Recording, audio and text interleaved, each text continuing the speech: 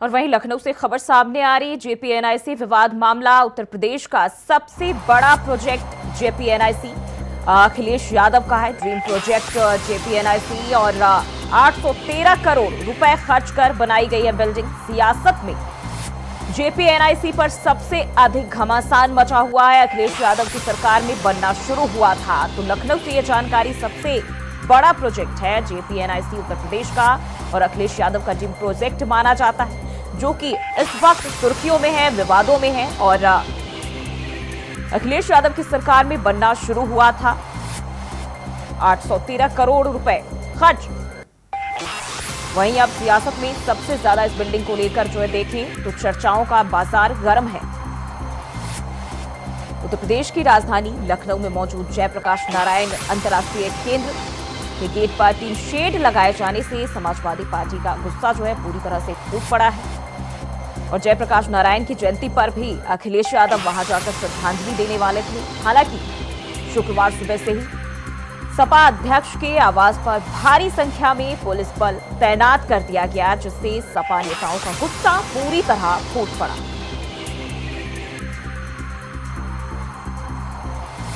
और इसी खबर पर ज्यादा जानकारी के साथ रमन मिश्रा लखनऊ से हमारे साथ जुड़ गए हैं। रमन, जेपीएनआईसी पर विवाद जो है लगातार जारी है और अब क्या जानकारी, क्या अपडेट इसमें सामने आ रही है? क्योंकि कल भी हमने देखा था अलग ही माहौल था। फिलहाल क्या कुछ माहौल देखे जा रहे हैं?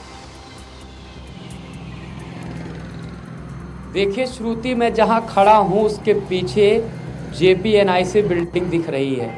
सबसे ऊंची सरकारी बिल्डिंग है, लेकिन अब ये इमारत सिर्फ विवादों को लेकर चर्चा में रहती है और हर साल जब जयप्रकाश नारायण की जयंती आती है तो ये इमारत सुर्खियों में आ जाती है। आपको बता दें कि इस इमारत के बनने की शुरुआत 2013 में अखिलेश यादव ने की थी। अखिलेश यादव ने इसको, ये ड्रीम प्रोजेक्ट अखिलेश यादव का माना जाता था। 2016 में लगभग ये 90% बनकर तैयार हो गया और इसके एक स्पोर्ट्स जो ऑडिटोरियम था उसका उद्घाटन भी अखिलेश यादव ने कर दिया। लेकिन फिर 2017 में सियासत बदली और उसके साथ ही इस इमारत के लिए वो दुर्भाग्य दौर शुरू हो गया। 2017 के बाद से आज 2024 चल रहा है। इस इमारत में लगभग 920 करोड़ रुपए लग चुके हैं। 18.5 एकड़ में फैले इस परिसर में आज 920 करोड़ लगने के बाद भी लोगों के अलावा इसमें जीव जंतु घूमते हैं।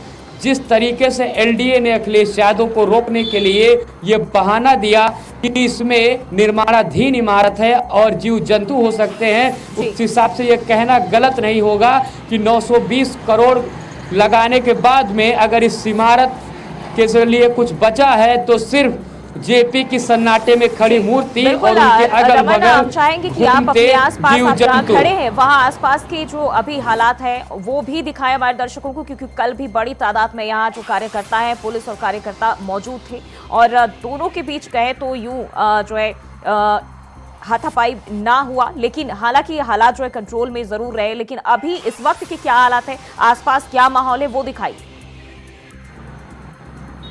हालात एकदम से कंट्रोल में है। जिस तरीके से कल जयंती थी और अखिलेश यादव को माल्यार्पण से रोका गया था, उसके बाद मामला जो था वो बवाल में एक हिसाब तब्दील हुआ था। लेकिन आज अखिलेश यादव बगल में ही जो एक लोहिया पार्क बना हुआ है वहां पर गए और लोहिया की पुण्यतिथि पर वहां पर माल्यार्पण किया।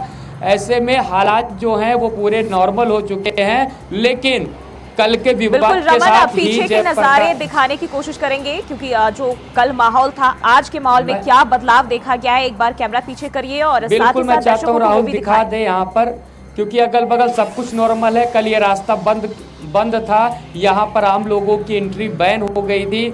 आगे बैरियर लगाए हुए थे, गेट से ही पुलिस सबको रोक कर दूसरे रास्ते से की तरफ भेज रही थी।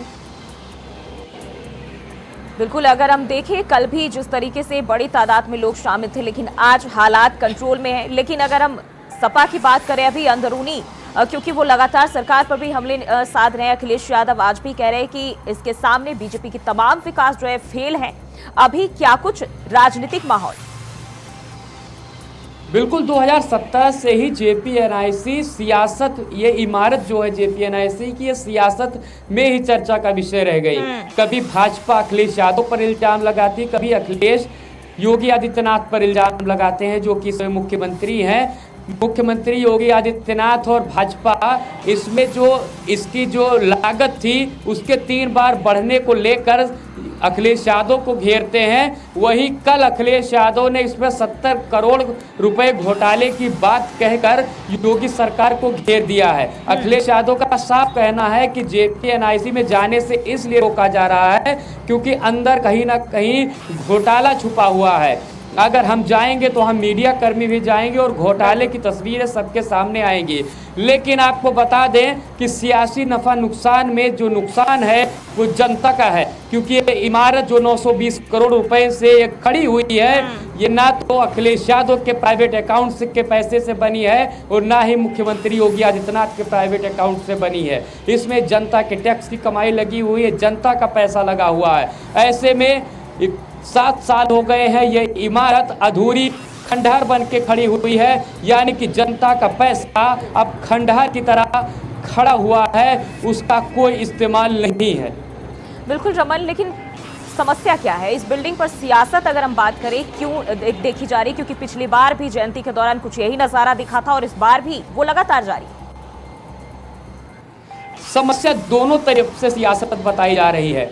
अखिलेश यादव का भी कहना है कि माल्यार्पण करने से क्या हो जाएगा, अगर सरकार वहां पर माल्यार्पण करने दे। जयप्रकाश नारायण जी का जो इस देश के महान आंदोलनकारी रहे, उन्होंने परिवर्तन एक समय पर इमरजेंसी के खिलाफ पे सबसे बड़ा आंदोलन किया। वही योगी आदित्यनाथ और भाजपा का कहना है कि अगर अखिलेश यादव को माल्यार्पण करना है, जयप्रकाश नारायण जी की जयंती मनानी है, तो किसी और प्रतिमा पर माल्यार्पण करके मना सकते हैं, क्योंकि बिल्डिंग निर्माणाधीन है। लेकिन ये बिल्डिंग अभी क्यों निर्माणाधीन है? क्योंकि जो बिल्डिंग 2017 में ही लगभग 90% तैयार हो गई थी, वो अभी क्यों नहीं शुरू हुई है? एक समय पर चर्चा चली थी कि इसे पीपीपी मॉडल से चलाया जाएगा, क्योंकि एक आकलन है कि इस इमारत को चलाने के लिए प्रतिवर्ष 70 करोड़ का खर्चा लगेगा, जिसमें तमाम स्टाफ की सैलरी और मेंटेनेंस का पैसा जुड़ा हुआ है, यानी लगभग प्रति महीने 6 करोड़ का खर्चा।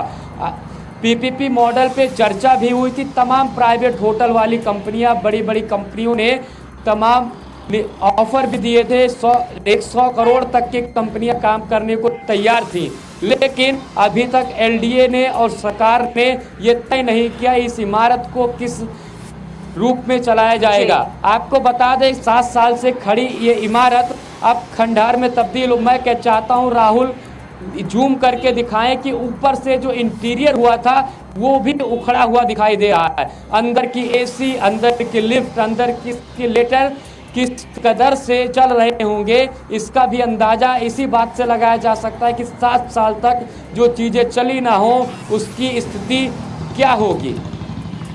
बिल्कुल, तो यानी कि पूरी तरह से जो है अभी भी हालात वही हैं जिसका तस पड़ा हुआ है बिल्डिंग का, लेकिन सियासत इस पर लगातार जारी है। बहुत बहुत शुक्रिया रमन तमाम जानकारी के लिए।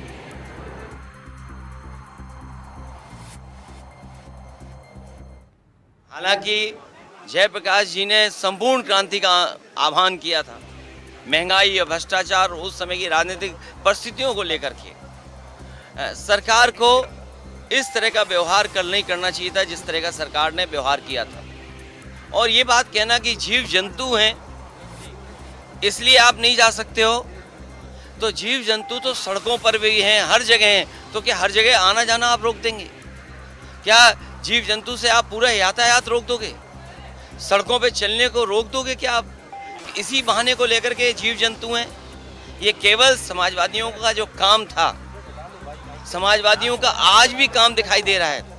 जयप्रकाश नारायण इंटरनेशनल सेंटर के सामने आज भी बीजेपी का विकास फीका है, और उस ऊंचाई से देखो आप तो आप खुद महसूस करेंगे, और उस बिल्डिंग को देखें कि आज के समय में भी वो सबसे मॉडर्न इंफ्रास्ट्रक्चर दिखाई देता है जो पब्लिक यूज़ के लिए थी। ये जो ओपन स्पेस आपको दिखाई दे रहा है, ये पार्क, ये समाजवादियों की देन है। चाहे आपका लोहिया पार्क हो, चाहे छोटे लोहिया जनरेशन पार्क हो, अब तो ये सरकार रख रखाव भी नहीं कर पा रही है, तो सोचिए वो महापुरुषों का सम्मान क्या करेगी। जीव जंतु की बात है तो जीव जंतु यहाँ ज़्यादा होंगे, क्योंकि यहाँ हरियाली है, पार्क है, पेड़ पौधे हैं, हो सकता है जीव जंतु यहाँ हो। ये केवल बहाना था अपनी नाकामी छिपाने के लिए, क्योंकि आज भी जेपीएनआईसी जो बिल्डिंग, जो स्मारक दिखाई देता है, वो भारतीय जनता पार्टी के हर विकास को फीका कर रहा है। तो उन्हें लगता है कि ये विकास जो है वो उनकी आंखों में चुभता है, उन्हें बुरा लगता है। इसलिए मैंने कहा ये विनाशकारी लोग हैं, इनके भाव देखो विनाशकारी हैं, इनके